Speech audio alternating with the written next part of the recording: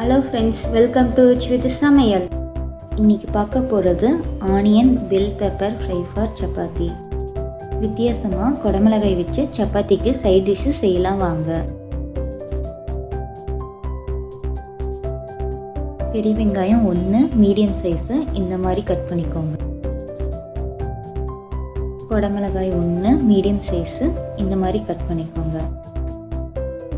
Pepper 1 teaspoon. பேனில் 2 spoon எண்ணெய் ஊற்றி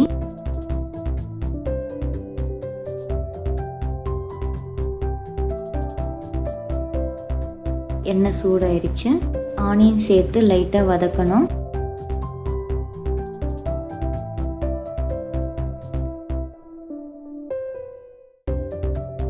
அதோட கொஞ்சம் உப்பு சேர்த்து வதக்கிக்கலாம்.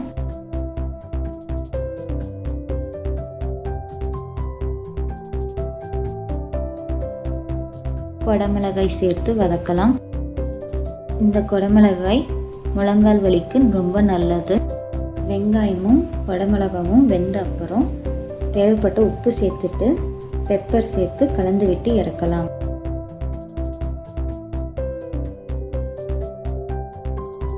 Onion bell pepper fry ready.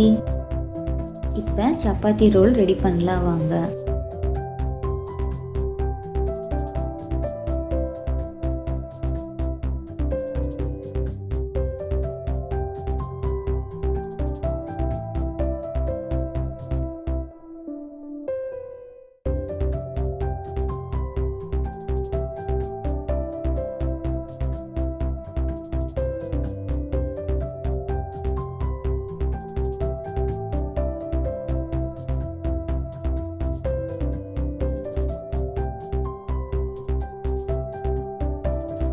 இந்த மாதிரி சப்பாத்தி ரோல் செஞ்சு கொடுத்தா குழந்தைங்க விரும்பி சாப்பிடுவாங்க. தனியாகவும் வச்சு சாப்பிடலாம்.